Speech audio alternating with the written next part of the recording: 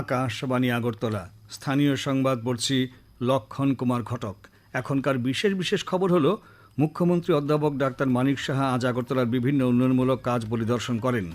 মুম্বাইয়ে আয়োজিত ওয়েবস 2025 আজ শেষ হয়েছে। আগরতলা থেকে পাঞ্জাবের সানোয়াল পর্যন্ত পার্সেল ট্রেন চালু হলো। ত্রিপুরা ফুটবল অ্যাসোসিয়েশন পরিচালিত ঘরোয়া তৃতীয় ডিভিশন লিগ ফুটবল প্রতিযোগিতা আজ থেকে শুরু হয়েছে।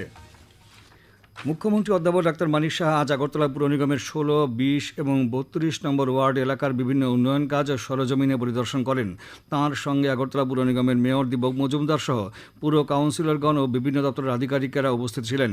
মুখ্যমন্ত্রী শহরের বিভিন্ন জায়গায় যে পাকা নর্দমা ও কভার ড্রেন তৈরির কাজ হচ্ছে তা পরিদর্শন করেন এবং কাজের গুণগত মান বজায় রাখার ব্যাপারে আধিকারিকদের প্রয়োজনীয় নির্দেশ দেন।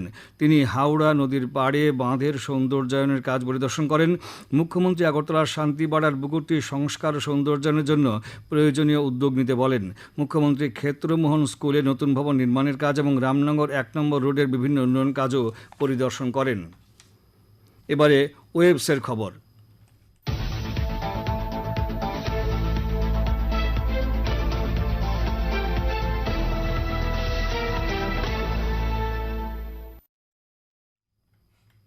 প্রথম বিশ্ব দৃশ্য শ্রাব্য এবং বিনোদন সম্মেলন ওয়েবস 2025 আজ মুম্বাইয়ে শেষ হয়েছে।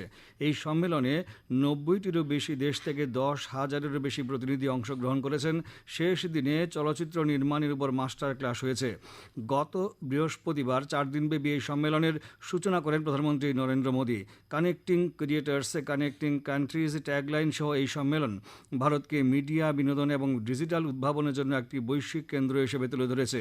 এই সম্মেলনকে কেন্দ্র করে চলচ্চিত্র, সঙ্গীত, রেডিও, ভিএফএক্স এবং অ্যানিমেশন সেন্টার জুড়ে 800 কোটি টাকারও বেশি ব্যবসায়িক লেনদেন নথিভুক্ত হয়েছে।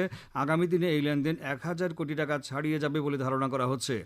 এবার শুনুন ওয়েবস 2025 নিয়ে একটি প্রতিবেদন।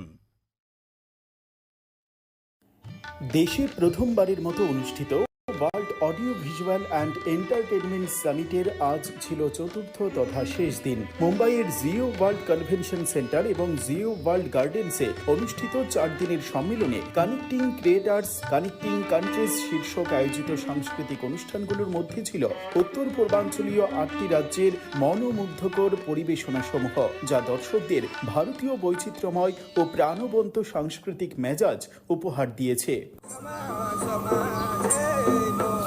ত্রিপুরার ঐতিহ্যবাহী বিখ্যাত হজাগিরি নৃত্য পরিবেশন করে দর্শকদের মুগ্ধ করেছে ত্রিপুরার শিল্পীরা। এছাড়াও মেঘালয়ের উদ্যমী ওয়াঙ্গালা নৃত্য, যা সূর্য দেবতার প্রতি শ্রদ্ধাঞ্জলি। মেঘালয় থেকে আসা শিল্পীরা দর্শকদের মুগ্ধ করেছে এই নৃত্য পরিবেশনা উপহার দিয়ে।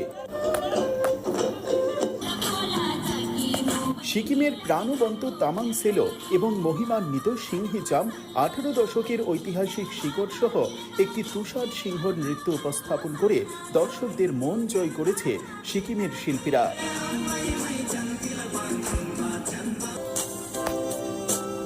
ছিল মিজোরামের চেরাও নৃত্য, যাকে বাঁশ নৃত্য বলা হয়।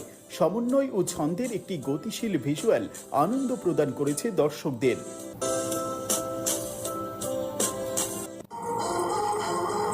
অরুণাচল প্রদেশের উপস্থাপনায় ছিল একটি ময়ূর অনুপ্রাণিত পৌরাণিক সুরেলা নৃত্য, কা কিন্নারা কিন্নরি।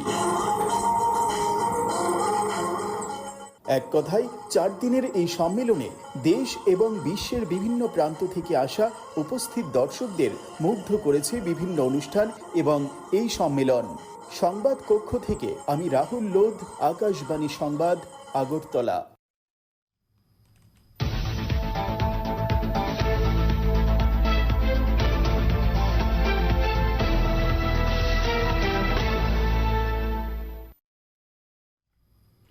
বিদ্যুৎমন্ত্রী রতনলাল নাথ বলেছেন, পিএম সূর্যকর মুফত বিজলি যোজনা প্রকল্পে ইতিমধ্যে ত্রিপুরা রাজ্যের 70 জন গ্রাহক সোলার সিস্টেমে বিদ্যুৎ উৎপাদন করে 30,902 টাকার বিদ্যুৎ নিগমে বিক্রি করতে সক্ষম হয়েছেন।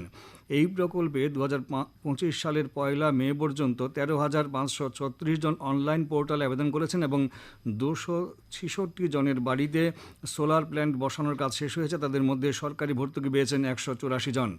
আজ মহাকরণে বিদ্যুৎ মন্ত্রী এক সাংবাদিক সম্মেলনে কথা জানান। তিনি বলেন, এই প্রকল্পে সরকারি ভর্তুকির সুবিধা 2027 সালের মার্চ মাস পর্যন্ত পাওয়া যাবে। এদিন বিদ্যুৎ দপ্তর এবং নিগমের উন্নয়নমূলক কাজকর্মের বিস্তারিত তুলে ধরেন। আজ রাজ্যে টিআরবিটি পরিচালিত টেট 1 পরীক্ষা অনুষ্ঠিত হয়। মোট 9,002 জন পরীক্ষার্থীর মধ্যে 8,240 জন পরীক্ষায় বসেন। এদিকে দক্ষিণ জেলার 4টি পরীক্ষা কেন্দ্রে পরীক্ষায় বসেন 1,528 জন পরীক্ষার্থী। উল্লেখ্য, গত 27 এপ্রিল টেট 2 পরীক্ষা অনুষ্ঠিত হয়। আজ নির্বিঘ্নে নিট ইউজি পরীক্ষা অনুষ্ঠিত হয়েছে। রাজ্যের 4,892 জন ছাত্রছাত্রী এই পরীক্ষায় বসেছিল। মোট 11টি পরীক্ষা কেন্দ্রে পরীক্ষা গ্রহণ করা হয়। আজ ধর্মনগরে ক্যান্সার হাসপাতাল অ্যান্ড রিসার্চ সেন্টারের নির্মাণ কাজের উদ্বোধন করেন বিধানসভার অধ্যক্ষ বিশ্ববন্ধু সেন। উদ্বোধনী ভাষণে অধ্যক্ষ শ্রী সেন জানান, এই হাসপাতাল চালু হলে শুধুমাত্র উত্তর ত্রিপুরা জেলা নয়, রাজ্যের বিভিন্ন প্রান্তের ক্যান্সার রোগীরা উপকৃত হবেন। এ খবর শুনছেন আকাশবাণী আগরতলা কেন্দ্র থেকে।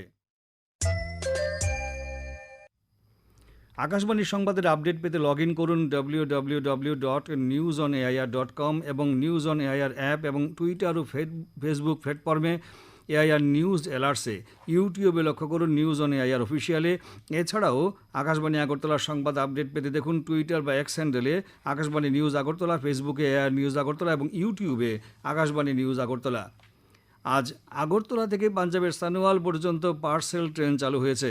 আগরতলা রেল স্টেশনে পার্সেল ট্রেন চালুর অনুষ্ঠানে উপস্থিত ছিলেন উত্তর পূর্ব রেলের লামডিং ডিভিশনের divisional railway manager Samir Lohani, senior DCM Amitabh Kumar Mishra, AVG logistics সংস্থার জেনারেল ম্যানেজার সঞ্জয় শর্মা প্রমুখ। এ বিষয়ে আমাদের প্রতিনিধি মেঘধন দেবের একটি প্রতিবেদন শুনুন। উত্তর পূর্ব রেলের সঙ্গে এভিজি লজিস্টিক সংস্থা চুক্তি করে সপ্তাহে একদিন আগরতলা থেকে এই ট্রেন চালাবে। এভিজি লজিস্টিক সংস্থার জেনারেল ম্যানেজার সঞ্জয় শর্মা জানিয়েছেন, ত্রিপুরা ব্যবসায়ীদের সুবিধার জন্য এই পার্সেল ট্রেন চালু করা হয়েছে। রাজ্যের ব্যবসায়ীরা যাতে দিল্লি, পাঞ্জাব ও উত্তর ভারতের অন্য রাজ্যগুলিতে বাঁশ, রাবার জাতীয় পণ্য সময়ের মধ্যে পাঠাতে পারেন, তার জন্য এই ট্রেন চালু করতে গত 2 বছর ধরে আলোচনা চলছিল। अभी त्रिपुरा से हमने एक नई ट्रेन स्टार्ट करी है जो अगरतला से होके भांगा रुकेगी, भांगा के बाद मिर्जा गुवाहाटी रुकेगी, उसके बाद रंगा पानी रुकेगी, उसके बाद रामपुर में रुकेगी, रामपुर के बाद दिल्ली पटेल नगर और उसके बाद पंजाब में साने। ये लीज ट्रेन है जो हर एक संडे को यहाँ से चलेगी। প্রধানমন্ত্রী নরেন্দ্র মোদী আজ নতুন দিল্লিতে তাঁর বাসভবনে বিমান বাহিনী প্রধান air chief marshal A B সিংয়ের সঙ্গে বৈঠক করেছেন। পাহালগামে সন্ত্রাসী হামলার পর ভারত পাকিস্তানের মধ্যে ক্রমবর্ধমান উত্তেজনার মধ্যে এই বৈঠক হয়। নেশামুক্ত ত্রিপুরা গঠনের আহ্বান জানিয়ে আজ আগরতলার ভট্টপুকুর এলাকায় বিজেপির যুব মোর্চার উদ্যোগে অভিযান সংগঠিত করা হয়। এই অভিযানে এলাকার কয়েকজন নেশা কারবারির বাড়ি থেকে নেশাদ্রব্য উদ্ধার করা হয় এবং এক নেশা কারবারিকে আটক করে পুলিশের হাতে তুলে দেওয়া হয় বলে সংগঠনের স্থানীয় সভাপতি পদ্মনাভ সাহা জানিয়েছেন। আগরতলার মলয়নগর রবিপাড়াস্থিত শ্রীমা মনমোহিনী মহাদেব মন্দিরে আজ এক রক্তদান, স্বাস্থ্য শিবির ও বস্ত্র বিতরণ অনুষ্ঠানের আয়োজন করা হয়। অনুষ্ঠানে উপস্থিত ছিলেন আগরতলা জগন্নাথ জিউ মন্দিরের মহারাজ ভক্তি কমল বৈষ্ণব, বিজেপি জেলা সভাপতি অসীম ভট্টাচার্য, আগরতলা প্রেস ক্লাবের সভাপতি প্রণব সরকার প্রমুখ। শিবিরে 25 জন রক্তদান করেন। আগামী 24 ঘন্টায় রাজ্যের গোমতী, সিপাহীজলা, দক্ষিণ এবং পশ্চিম জেলায় বিক্ষিপ্তভাবে বজ্রবিদ্যুৎ সহ ঘন্টায় 40 থেকে 50 কিলোমিটার বেগে ঝোড়ো হাওয়া বয়ে যাওয়ার সতর্কতা জারি করেছে আবহাওয়া দপ্তর। আগামীকাল তাপমাত্রা সর্বোচ্চ 35 ডিগ্রি সেলসিয়াস এবং সর্বনিম্ন 23 ডিগ্রি সেলসিয়াসের কাছাকাছি থাকতে পারে। আজ দিনের সর্বোচ্চ তাপমাত্রা ছিল 34.6 ডিগ্রি সেলসিয়াস এবং সর্বনিম্ন 24.2 degree Celsius. Tripura football association পরিচালিত ঘরোয়া তৃতীয় ডিভিশন লিগ ফুটবল প্রতিযোগিতা আজ থেকে শুরু হয়েছে। উমাকান্ত মিনি স্টেডিয়ামে উদ্বোধনী খেলায় বিবেকানন্দ ক্লাব 1-0 গোলে ইউথ ক্লাবকে পরাজিত করে। আসরের উদ্বোধন করেন প্রাক্তন ফুটবলার অভিজিৎ বণিক। এই আসরে মোট 16টি দল অংশ নিয়েছে। ত্রিপুরা ক্রিকেট অ্যাসোসিয়েশন পরিচালিত মহিলাদের ঘরোয়া টি20 সিনিয়র ক্রিকেট প্রতিযোগিতার আজ 3টি মাঠে মোট 6টি খেলা অনুষ্ঠিত হয়। নরসিংগড়ের টিআইটি মাঠে 2টি খেলায় চাম্পামুড়া কোচিং সেন্টার 123 রানে এডিনগর কোচিং সেন্টারকে এবং জিবি প্লে সেন্টার 33 রানে বিদ্যাসাগর কোচিং সেন্টারকে পরাজিত করে। এমবিবি স্টেডিয়ামে 2টি খেলায় ইউনাইটেড ফ্রেন্ডস 72 রানে কর্নেল কোচিং সেন্টারকে এবং আগরতলা কোচিং সেন্টার 1 রানে ইউনাইটেড বিএসটিকে হারিয়ে দেয়। এছাড়া মেলাঘরের মাঠে 2টি খেলায় এগিয়ে চলার সঙ্গে 132 রানে নিউ প্লে সেন্টার এবং ক্রিকেট অনুরাগী কোচিং সেন্টার 34 রানে প্রগতি প্লে সেন্টারকে পরাজিত করে। শেষ করার আগে বিশেষ খবরগুলো আরেকবার পড়ছি। মুখ্যমন্ত্রী অধ্যাপক ডাক্তার মানিক সাহা আজ আগরতলার বিভিন্ন উন্নয়নমূলক কাজ পরিদর্শন করেন। মুম্বাইয়ে আয়োজিত ওয়েবসে 2025 আজ শেষ হয়েছে। আগরতলা থেকে পাঞ্জাবের সানোয়াল পর্যন্ত পার্সেল ট্রেন চালু হলো। ত্রিপুরা ফুটবল অ্যাসোসিয়েশন পরিচালিত ঘরোয়া তৃতীয় ডিভিশন লিগ ফুটবল প্রতিযোগিতা আজ থেকে শুরু হয়েছে। স্থানীয় সংবাদ আজকের মতো এখানে শেষ হলো। পরবর্তী বাংলা স্থানীয় সংবাদ প্রচারিত হবে আগামীকাল সকাল 7:35 মিনিটে।